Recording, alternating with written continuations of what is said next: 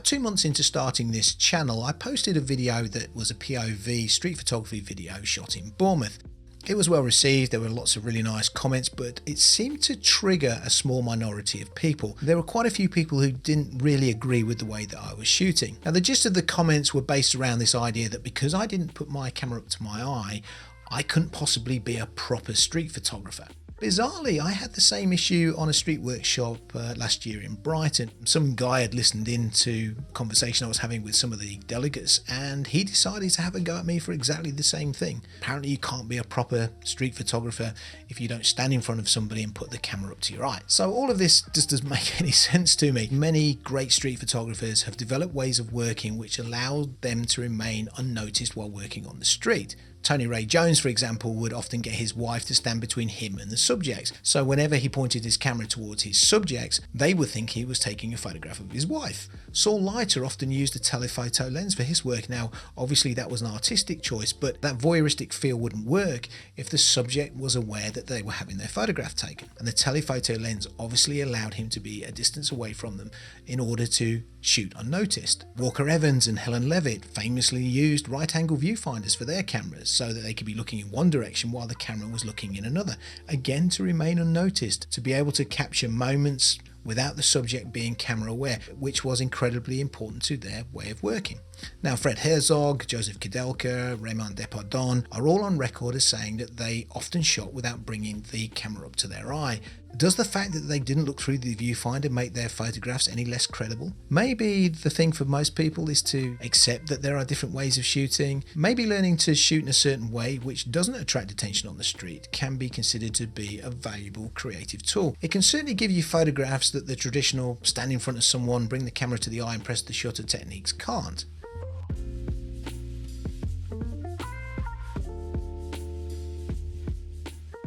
Now I actually hate the term shooting from the hip, as the vast majority of my images aren't shot anywhere near hip level. I'm too short, but as people will know, it refers to a style which doesn't involve looking through the viewfinder, so we're going to use that for the purposes of this video. Now, as I've mentioned before on this channel, I used to take quite static street photographs. I would often line something up in the viewfinder, then wait for somebody to walk through the frame and then take that photograph. It was safe, it was very static, it was very easy to shoot. My images didn't really say anything about me as a photographer, and they certainly didn't say anything about the people that I was photographing.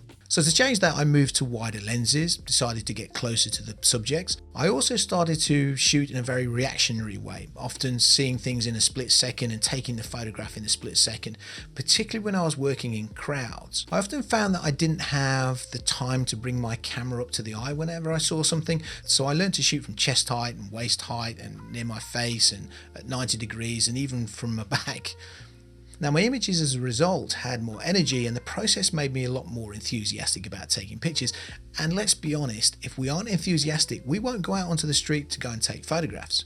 Now I also like the randomness of getting images like this. I like the happy accidents and the different perspective. And of course, shooting from the hip is very non-confrontational if you do it correctly, and this suits my personality. I'm not the type of photographer that likes to go up to people and strike up a conversation. I'm much more interested in documenting what happens on the street without me being involved in it. I need to do what I do with some level of authenticity, and the only way I can do this is to remain largely unnoticed. So I put the hours and the miles into practicing shooting from the hip, and eventually I became quite proficient at it. Proportionally these days, I get more keepers shooting from the hip than I do from shooting with a camera to my eye.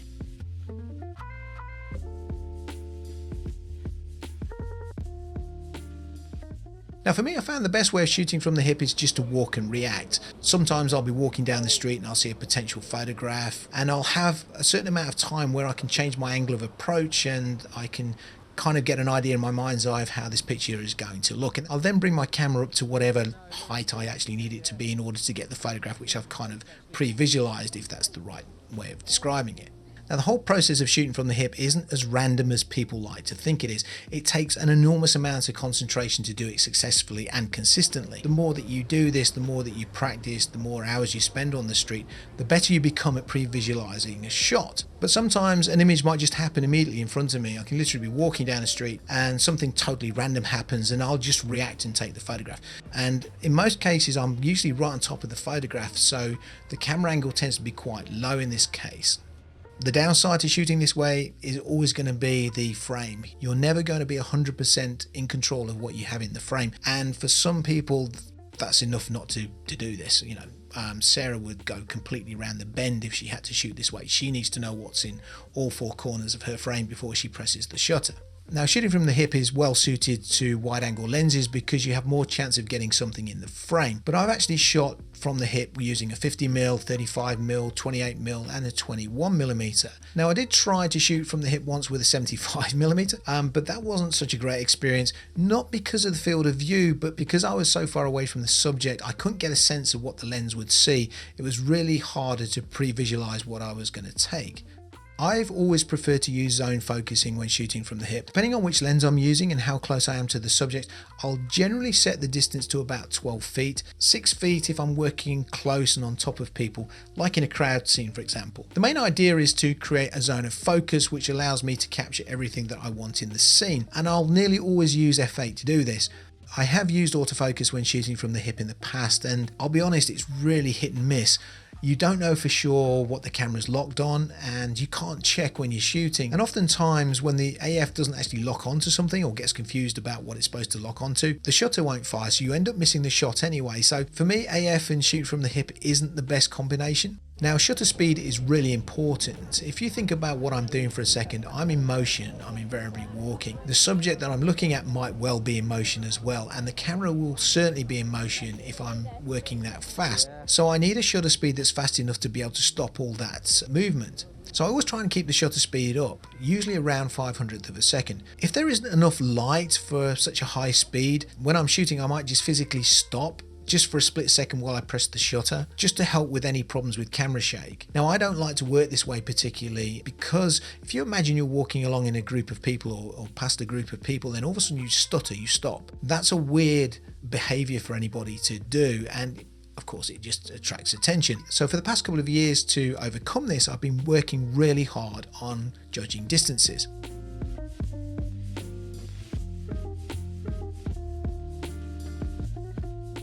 Now for me, the success of shooting from the hip relies on knowing shooting distances. So if you can judge where 6 feet is and where 12 feet is, you can shoot at wider apertures and get pretty accurate with it. And the biggest benefit to this, of course, is the wider you shoot, the higher your shutter speed can go. So if the light is dropping, I can quite comfortably shoot at f2 or f1.4 and still keep my shutter speed up so that I still keep everything nice and sharp. Also, if you have a distance which you consistently shoot at, a preferred distance if you like, in my case it's 12 feet, you can start to understand how your lens will render a particular scene. You know roughly what it's going to look like and what's going to be included in that frame.